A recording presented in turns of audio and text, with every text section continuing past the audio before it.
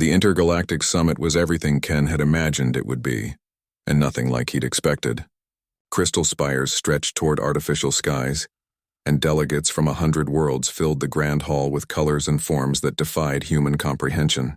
Ken, a junior diplomat from Earth, felt impossibly small among the representatives of civilizations that had been traveling the stars when humanity was still learning to make fire. He clutched his datapad and scanned the amphitheater for an empty seat. The opening ceremony would begin in minutes, and the last thing he wanted was to cause an incident by sitting in the wrong place. Most species had specific seating arrangements based on atmospheric requirements, gravity preferences, or ancient protocols he couldn't begin to understand. Ken spotted what looked like an available seat near the middle section, neutral territory, he hoped. As he moved toward it, weaving between delegates, a hand shot out and seized his wrist. The grip was firm but not painful, and when Ken turned, he found himself staring into the violet eyes of Princess Zarathine of the Valorian Empire. Every human in the diplomatic corps knew her face. The Valorians controlled 73 star systems and commanded the most powerful fleet in the known galaxy. Their princess was rarely seen at these gatherings, preferring to let her ministers handle the tedious work of galactic politics. "Sit here," she said, her voice carrying the musical quality of her species, but with an undertone that suggested the statement was not a request. Ken's mind raced. Around them, conversations had stopped. Dozens of alien eyes and other sensory organs focused on the scene. A low-ranking human diplomat being personally addressed by the Valorian princess was unprecedented.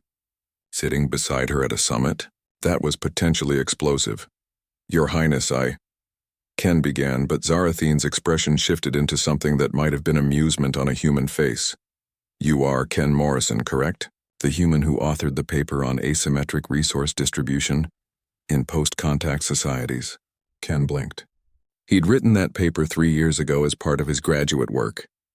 It had been published in an obscure academic journal that he assumed no one outside Earth had ever read.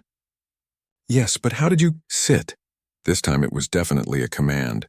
Zarathine gestured to the seat beside her with one elegant hand, her ceremonial robes shimmering with embedded starlight. Ken sat. The murmuring around them intensified.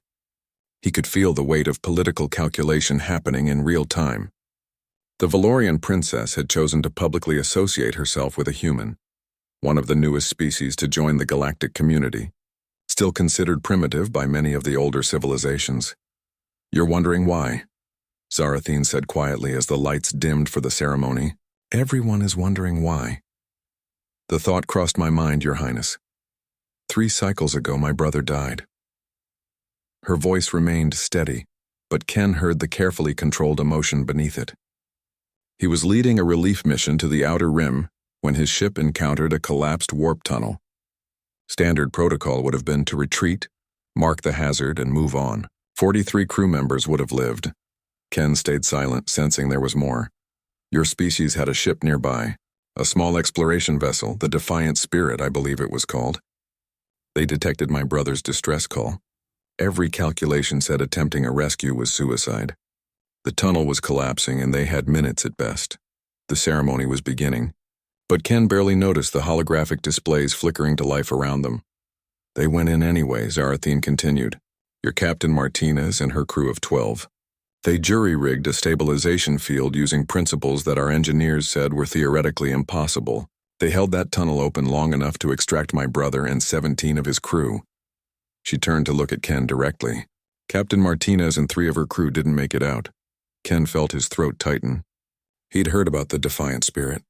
The memorial service had been attended by thousands back on Earth, but he hadn't known the full story of who they'd saved.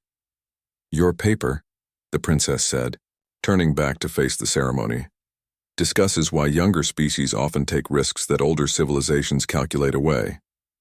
You called it the audacity of inexperience.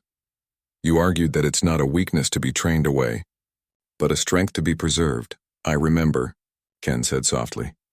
"Most of the galaxy sees your species as reckless, emotional, prone to illogical decisions." Zarathine's voice carried across the space between them. "They say you lack the wisdom that comes with age, but I have seen what your recklessness looks like. I have held my brother again because your people decided that some equations are worth ignoring. Around them, the summit continued. But Ken realized that something more important than the scheduled proceedings was happening in this small bubble of space. "So when I saw you searching for a seat," the princess continued, "I thought, here is a human who understands what his people are, one who has put into words what Captain Martinez proved with her life. And I decided that if the old powers of this galaxy are going to debate humanity's place among the stars, they will do so with a human sitting at the center of their vision, beside a princess who owes your species a debt that can never be repaid." Ken sat straighter, understanding now the magnitude of the gesture. This wasn't just about him. It was about Earth, about humanity's reputation, about making a statement to every delegation in this hall. "I hope I don't disappoint you, Your Highness," he said. Zarathine's expression shifted into what Ken was learning to recognize as a smile. "You already haven't.